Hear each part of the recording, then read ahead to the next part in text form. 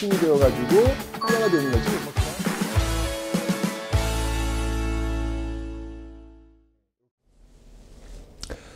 네, 안녕하세요 여러분들. 역사는 최태성. 따단. 네.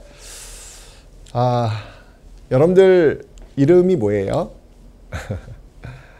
여러분 한번 생각해 보세요. 여러분들 태어났을 때 여러분 이름을 지을 때의 그 소리들, 주변에서 여러분들을 바라보면서 이름을 누군가가 막 짓고 있을 거예요. 그때 기억나세요?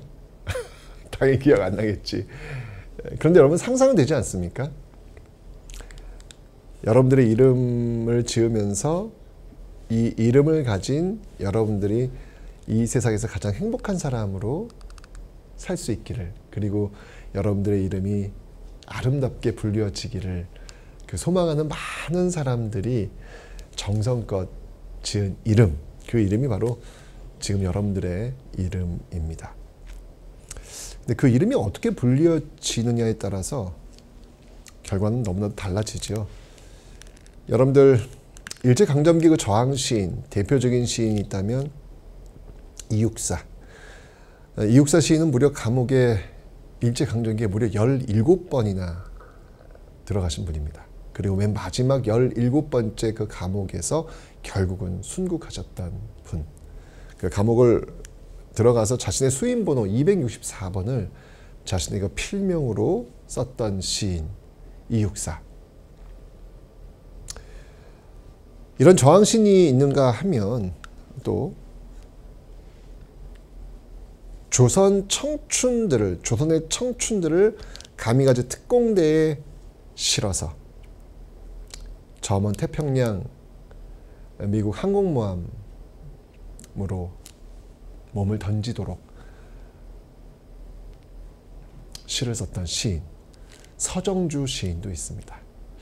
모르겠습니다. 국어 교과서에서 서정주라고 하는 인물이 어떻게 표현되는지 모르겠지만 역사에서는 서정주에 대해서 민족 반역자, 친일 인사, 친일파로 평가할 수밖에 없어요. 왜냐하면 그가 남겼던 명백한 민족 반역의 글들이 존재하고 있기 때문에 그렇습니다. 누군가는 17번 감옥에 들어가면서 자신의 청춘을 불살랐던 시인이 있는가 하면 누군가는 바로 일제 통치체제를 합리화시키는데 자신의 글을 남겼던 그런 시인도 있습니다. 서정주, 이육사. 어떤 이름으로 남아야 되겠습니까?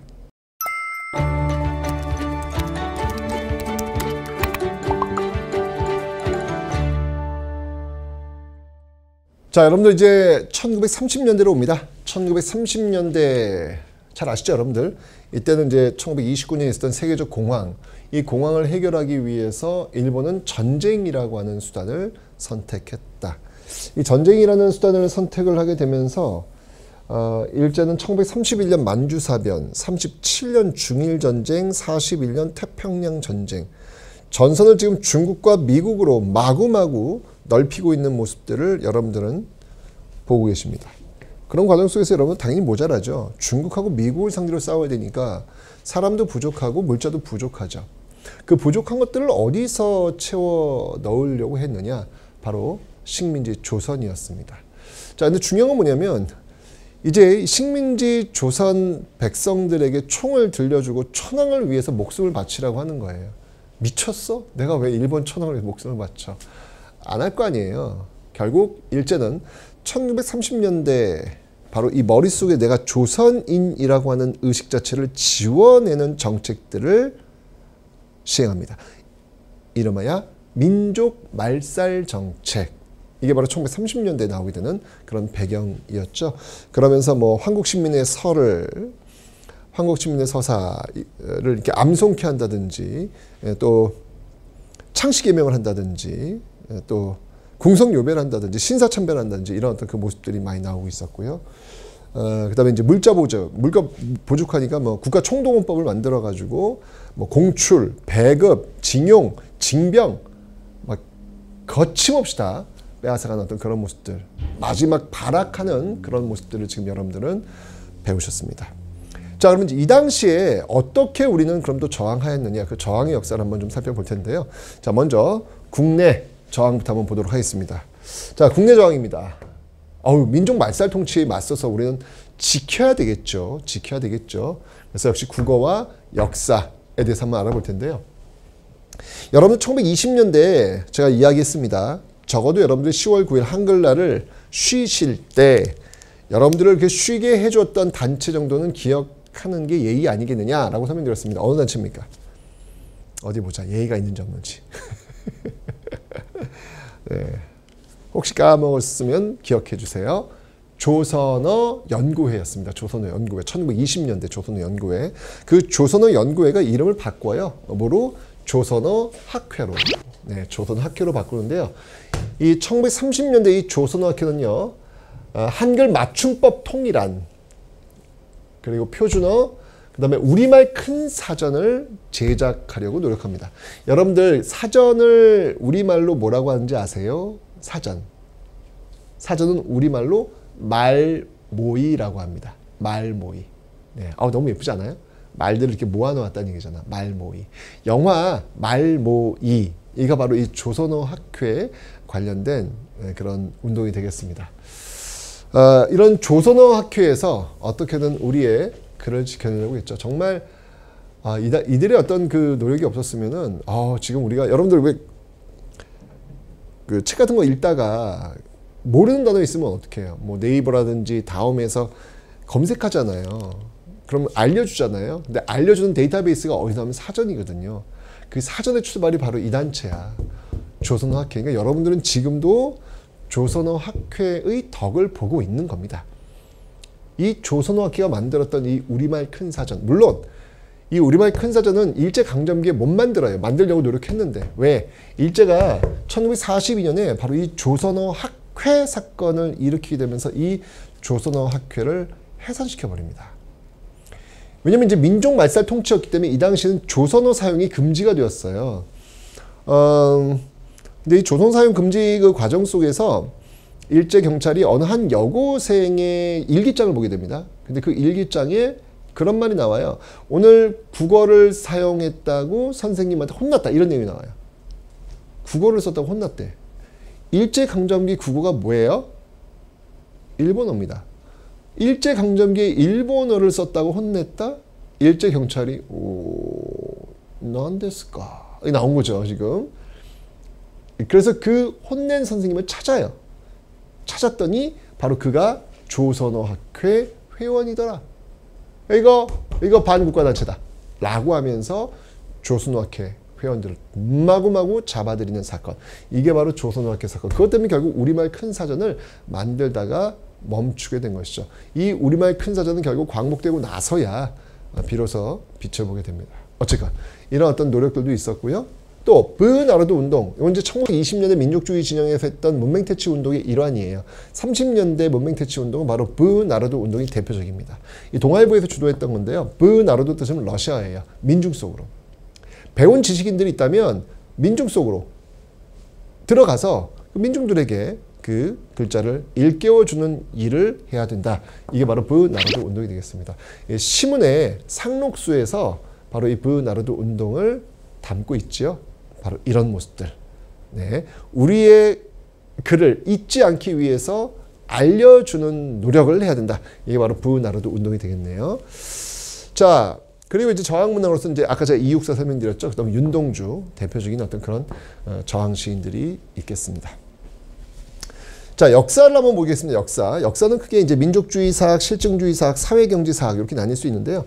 민족주의 사학은 이제 말 그대로 민족을 이제 강조하는 것이죠. 대표적인 역사학자가 있다면, 네, 바로 정신을 강조했던 바로 그 1930년 이전에 있었던 신채호라든지 박은식 이런 인물이 있었는데 그런 어떤 그 얼을 이어받아서 바로 이 정인보 얼. 그러니까 신채호가 난가 그리고 박은식이 혼. 을 강조했거든요. 그런데 30년대 와서는 정인보가 또 얼을 강조합니다. 난가, 국혼, 얼 모두 이 정신. 우리 민족의 어떤 정신만 똑바로 차리면, 우리 어떤 정신만 수호한다면 우리는 다시 나라를 되찾을 것이다. 라고 강조한 것이죠. 뭐 그럴 수밖에 없는 상황인 것도 같아요. 지금 몸을 빼앗긴 거잖아요. 몸을 빼앗긴 상태에서 정신마저 빼앗기면 안 되니까 이 정신을 강조했던 역사학의 발달, 당연한 그런 모습들이 아닐까라는 생각도 한번 해봅니다. 자, 그리고 여러분 민족주의 사학뿐만 아니라 실증주의 사학도 있어요. 있는 그대로. 민족주의 사학은 정말 이 역사가의 평가가 마구마구 들어가는 거지 않습니까? 그죠? 그런 것들을 배제하고 있는 그대로의 역사를 서술하자. 여기 이제 실증주의 사학인데요. 대표적인 인물이 이병도인데 그들이 이제 중심에서 만든 학회가 있습니다. 진단학회. 여기서 나온 그 책이 바로 진단학보. 논문집이라고 볼 수 있겠죠. 진단학보. 이런 것들이 또 실증주의 사학의 대표적이에요. 있는 그대로 보자는 얘기예요. 그 다음에 이제 사회경제 사학이 있습니다. 이 사회경제 사학은 뭐냐면 사회주의 쪽 역사관이라고 보시면 돼요. 사회주의 쪽 역사관은 뭐냐면 역사는 진보한다고 봅니다. 원시 공산제, 고대 노예제, 중세 봉건제, 근대 자본주의, 그리고 맨 마지막 단계가 바로 사회주의 공산주의로 간다고 보는 거예요. 종국에는 사회주의 공산주의로 간다고 보는 거예요. 사회주의 공산주의가 뭡니까? 자본가들, 노동자 농민들이 똘똘 뭉쳐서 바로 이 자본가들, 재주를 깨부수는 것, 그리고 노동자 농민의 세상을 만드는 것, 이게 바로 사회주의 아니겠습니까? 그죠? 바로 그런 어떤 역사가 간다는 거예요. 그렇게 역사는 흘러간다는 이야기죠. 거기에 맞춰가지고 역사를 해석을 하는 건데요. 계속해서 발전하는 어떤 이 역사가 그 당시 일제강점기에 왜 유효했냐면, 왜 필요했냐면, 일제는 우리 역사가 정체되어 있다라고 이야기합니다. 이게 식민사관 중에 하나예요. 그러니까 식민사관이 뭐냐면 우리 역사는 아주 후진 역사야. 그러니까 일본으로부터 식민 통치를 받을 수밖에 없는 그런 후진 역사라는 이야기예요. 그 후진 역사. 그 후진 역사를 지금 일본이 들어와서 개조시켜주고 있다. 이런 논리거든.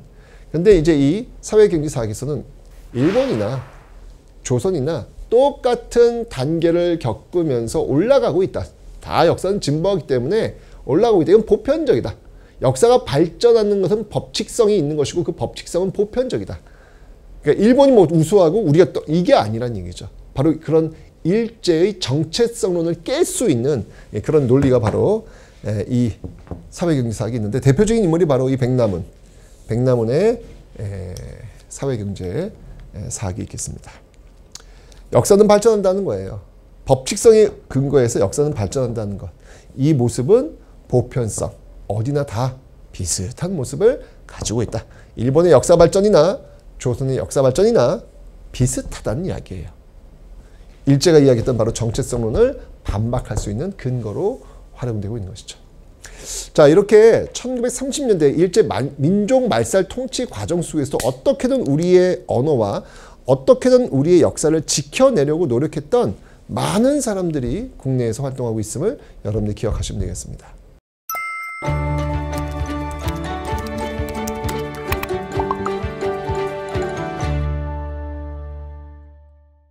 자, 이제 1930년대 그 밖에, 국내가 아닌 국외로 한번 가보도록 하겠습니다. 자, 우선 여러분들 여기서 한번 볼게요. 자, 1930년대 여기 만주입니다. 만주. 이 만주에서 1930년대 초반에 활약을 했던 단체들이 있어요. 자, 이 활약했던 단체들이 왜 있냐면 여러분 기억나세요? 전 시간에 1920년대 만주 지역에서 왜 그 홍범도의 봉오동 전투부터 출발해가 쭉 이어졌잖아요. 봉오동 전투, 그 다음에 청산리 전투, 간도 참변, 그 다음에 자유시 참변, 그 다음에 삼부 성립, 삼부 통합운동 연결됐잖아요. 삼부 통합운동의 결과가 뭐예요? 북만주 지역의 혁신의회, 남만주 지역의 국민보였잖아요. 이거였잖아요, 지금. 그죠? 이게 1930년대 계속 이어지는 거야. 그래서 북만주 혁신의회가 1930년대 한국 독립당으로 연결돼요. 한국 독립당의 산하 부대가 어렵지 않아. 그냥 한국 독립당에 당 빼고 그냥 군만 붙이면 돼. 한국 독립군입니다. 한국 독립당의 산하 부대가 한국 독립군. 바로 이 혁신의회의 그 전통을 이어받아서 이 북만주에서 1930년대 초반에 활동했던 그런 조직인데요. 이 지청천이 이끌고 있습니다. 이 지청천은 나중에 1940년도 한국광복군 총사령관에 또 역임하기도 합니다. 뭐 지청천이라는 이름도 있고 이청천이라는 이름도 있고요. 왜냐하면 독립운동가들이 이름을 자꾸 바꿔요. 김구만 해도 여러분 이름을 9번이나 바꿉니다. 계속 이름을 바꿔요. 예. 왜? 일제 추적을 피하기 위해서였죠. 그래서 지청천 이런 인물이 있다. 이때 이 지청천의 그 한국 독립군이 승리했던 전투가 이 쌍성보 대전이라는 전투인데, 여기서 여러분들 좀 기억을 좀 하실 게 있어요. 1930년대 이 전투에서 여러분 기억하기 뭐냐면, 이 모든 전투들이 중국과 연합을 통해서 이루어지고 있다는 이야기예요. 굉장히 중요한 건데, 여러분 기억하세요? 1920년대 삼부가 성립되면서 일제가 맺었던 협정이 있죠. 미스 협정. 미스 협정을 통해 가지고 중국인들이 한국 독립군들 잡아서 일본에 넘기면 돈 준다 그랬잖아. 미스 협정이. 근데 여러분들 여기는 지금 중국인들과 한국인들이 하나가 돼서 일본과 맞서 싸우고 있단 말이야. 뭔가 20년대와 30년대는 좀 달라. 1920년대만 해도 한국인들을 중국인들이 신고하면 일본이 중국에게 돈을 주는 어떤 그런 형국이었단 말이죠. 그죠? 그런데 1930년대 와서는 중국과 한국이 하나가 돼서 일본과 맞서 싸우는 어떤 그런 형국이란 말이에요. 달랐단 말이에요. 다른 계기가 뭘까요? 계기는 바로 1931년 만주사변이었습니다. 만주사변. 일제가 만주를 침략해 들어간 거예요. 일제가 만주를 침략해 들어가면서 이제 중국인들이 안 거야. 아, 자신들의 적이 일본이라는 걸 안 거예요. 31년 이후부터는. 그런데 그 일본에 맞서 싸우는 나라가 어디인가 봤더니 한국이야. 그럼 우리의 적의 적은 우리의 동지가 될 수 있잖아요. 이러면서 한국과 중국이 연대를 하는 겁니다. 그래서 1930년대부터는요, 한중연합작전이 이루어지게 됩니다. 그 한중연합작전의 배경은 뭐다? 바로 1931년 만주사변이 결정적이었다. 바로 여기 이 한국독립군도, 역시 지청천이 이끌고 있었던 한국독립군도요, 이 쌍성보 전투와 대전자령 전투에서 승리를 거두는데, 이 전투들이 모두 한중연합작전에 의해서 이루어지고 있다는 거예요. 한중연합작전. 그래서 쌍대전투 기억해주세요, 여러분들. 시험에 잘 나옵니다, 여러분들. 1930년대 초반, 바로 북만주 지역 한국 독립군에 의해서 수행된 전투, 바로 쌍대전투, 쌍성보 대전자령 전투, 쌍성보 대전자령 전투, 쌍성보 대전자령 전투. 여러분 꼭 기억을 좀 해놓으셔야 되겠습니다. 됐죠? 자, 그리고 국민보 남만주 지역에서 만들어진 당은 조선혁명당이 되겠습니다. 조선혁명당의 산하부대는 어렵지 않죠? 군만 붙이면 돼요. 조선혁명군입니다. 조선혁명군. 자, 이 조선혁명군을 이끌었던 인물은 양세봉입니다. 양세봉. 영릉과 흥경성 전투. 영릉과 흥경성 전투. 일제강점기에 여러분들 왜 쓰리봉이 있대요? 쓰리봉. 의열단의 김원봉, 조선혁명군의 양세봉, 예, 그리고 이제 1940년대 이제 주로 등장하게 김두봉까지. 그래서 김원봉, 김투봉, 그러네. 양세봉까지 1, 2, 3네요. 예, 김원봉, 김두봉, 양세봉. 네, 이렇게 세 명의 쓰리봉이 있다라는 거 여러분 한번 기억을 해주세요. 어쩌면 양세봉은요, 영릉과 흥경성 전투, 영흥전투를 이끌었다. 아까 지청천은 이러면 어떤 전투? 쌍대전투. 그리고 양세봉은 영흥전투입니다. 양세봉은 영흥전투. 지청천은 쌍대전투. 양세봉은 영흥전투. 영릉과 흥경성 전투를 이끌었다. 물론 이것도 역시 한중연합작전이 되겠습니다. 자, 그래서 이런 1930년 초반에 여전히 이 만주 지역에서 항일 무장투쟁이 이루어지고 있더라. 그런데 여러분 만주사변 벌어지면서 여기다가 일제가 만주 괴뢰국을 결국은 세워요. 결국 여기서 활동이 좀 어려워졌겠죠. 그러면서 많은 독립운동가들이 중국 관내, 여러분 여기가 이제 만리장성이에요. 예, 만리장성이죠. 만리장성 이남, 만리장성 건너 들어온 이 지역을 우리는 뭐라고 하냐면 바로 중국 관내라고 합니다. 중국 관내. 중국 관내에서 이제 많은 활동을 하게 되는데, 자, 대표적으로 이 중국 관내에서 활동했던 조직이 이미 있어요. 네. 1919년 3.1운동의 결과 만들었던 바로 대한민국 임시정부 있지 않습니까? 그 대한민국 임시정부 김구가 이끌고 있었고요. 그 다음에 여러분 1920년대 의열투쟁을 했던 김원봉 있잖아요. 그 김원봉도 이제 이 중국 관내에서 활동을 하는데, 이제까지 어떤 의열투쟁, 총을 쏘고 폭탄을 투척하는 이런 1대1 투쟁은 한계가 있다라고 판단을 해요. 좀 더 조직화돼야 되겠다. 당을 만들고 군대를 만들어서 조직화된 모습으로 싸워야 되겠다라고 하면서 당과 군대를 만들려고 하는 거예요. 그러니까 1920년대 의열단 그 모습이었다면 1930년대 와서는 당과 군대를 만들려고 하는 거예요. 좀 더 규모가 큰 거죠. 조직화. 의열단은 조직원들이 누군지도 몰라. 그냥 한 명이 폭탄 던지고 한 명이 총을 쏘고 계속 이런 어떤 모습이었거든요. 그게 아니라 당을 만들고 그 당이 나중에는 정부가 수립될 수 있는 기반이 되는 거잖아요. 그 정부가 수립되면 나라가 만들어지는 거잖아요. 좀 더 규모를 키워서 조직적으로 맞서 싸워야 되겠다. 그래서 이제 30년대 와서는요, 당을 만들려고 해요, 기본봉이. 그 당이 바로 민족혁명당이라는 겁니다. 그 당이 바로 민족혁명당이라는 건데, 이 민족혁명당도 이제 이합 집산을 이루는 과정 속에서 들어왔다 나왔다 여러 조직들이 지금 하나가 되는 거거든요. 그 과정 속에서 조선민족전선연맹이라는 게 만들어집니다. 이 조선민족전선연맹의 산하 부대가 바로 조선의용대예요. 근데 이 조선의용대가 왜 중요하냐면 중국 관내에서 만들어진 최초의 한인 부대예요. 여러분 생각해 보세요. 중국 관내에서, 여기 지금 중국 땅이에요. 중국 땅에서 한인 부대가 만들어진다. 이게 여러분들 쉬운 말 같아요? 아니 생각해 봐. 우리나라에, 여기 우리나라에 한반도 우리나라야. 우리나라에서 일본인들이 군대를 만들었어. 여러분 용납하시겠습니까? 아, 있을 수 없는 일이죠. 여기서 일본 군대를 왜 만들어? 이거 용납할 수가 없죠. 근데 지금 여긴 중국이에요. 중국에서 한인들이 부대를 만들었어요. 쉬운 게 아니라고요, 여러분들.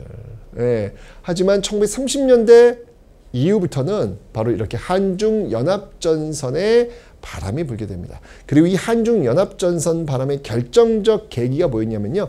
바로 1930년대 초반에 있었던 윤봉길 의거. 윤봉길 의거가 성공하지 않습니까? 상하이 흥꺼공원에서 윤봉길 의거가 딱 성공을 하면서 당시 이 중국 정부를 이끌고 있었던 장개석, 이 장개석이 이런 얘기를 해요. 조선 청년 한 명이 중국 100만 대군이 할 수 없는 일을 해냈다. 이러면서 이 중국 장개석 정부가 전폭적으로 대한민국 임시정부를 지원하게 되거든요. 이런 어떤 분위기가 있었기 때문에 바로 이렇게 한중연합작전에 의해서 군대가 만들어질 수 있었다. 그 최초의 부대가 바로 조선의용대. 김원봉의 의열단원들이 좀 중심이 되어가지고 만들어진 바로 조선혁명당이 있었다. 조선의용대가 있었다라는 것을 여러분 좀 기억해 놓으시면 되겠습니다. 자, 그런데 이 조선의용대가요, 나중에 나뉘어요. 여러분, 이후에 대한민국 임시정부도 군대를 만들거든요. 대한민국 임시정부 산하부대.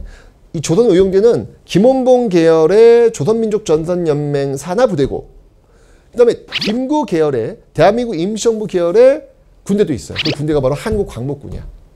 여러분들 여기서 이제 군대 조직 중에서 가장 시험에 많이 나온 게 한국광복군입니다. 이미 여러분 대한민국 임시정부에 대해서는 우리가 공부를 했어요. 이 한국광복군이 활동을 하게 되는데, 이 한국광복군으로 이 조선의용대가 일부 김원봉과 함께 합류를 해요. 총사령관이 지청천이었다면 바로 부사령관을 김원봉이 맡아요. 예, 이러면서 이제 하나가 되는 그런 모습들. 여러분 한국항모 기억나시죠? 왜 영국의 요청에 의해서 인도 미얀마 전선에 파견되기도 했고, 또 미국 OSS 부대와 함께 국내 진공작전을 꾀했던 부대가 바로 한국광복군 아니겠습니까? 바로 대한민국 임시정부의 산하부대. 그러니까 1940년대 되면요, 이렇게 많은 부대들이 항일 독립을 위해 싸우고 있었다. 그리고 조선의용대 일부는 이전 사회주의 쪽으로 또 가요. 예, 조선의용군, 예난이 이제 중국 그 사회주의 세력들이 성장하고 있는 지역이었거든요. 이쪽으로 해서 조선의용군으로 또 재편성하는 모습들도 보이고 있습니다. 자, 정말 이렇게 열심히 싸운 거예요. 열심히 진짜 한반도뿐만 아니라 한반도 밖에 나가서도, 만주에서도, 중국 관내에서도 열심히 싸운 겁니다. 그 열심히 싸운 결과가 바로 조국 광복이라고 하는 그 결과를 맞이하게 된 것이죠. 자, 오늘 1930년대 일제 조선 민족 말살 통치였던 그 살벌한 분위기 속에서도 끝까지 싸워냈던, 저항했던 바로 항일 운동의 이야기를 살펴봤고, 그 결과 우리는 1945년 8월 15일 광복을 맞이할 수 있었다라고 저는 설명드립니다. 자, 이제 다음 시간부터 바로 그 광복된 이후부터 지금 현재 이 모습까지 어떤 모습으로 내달리게 되는지 기대 한번 해보십시오.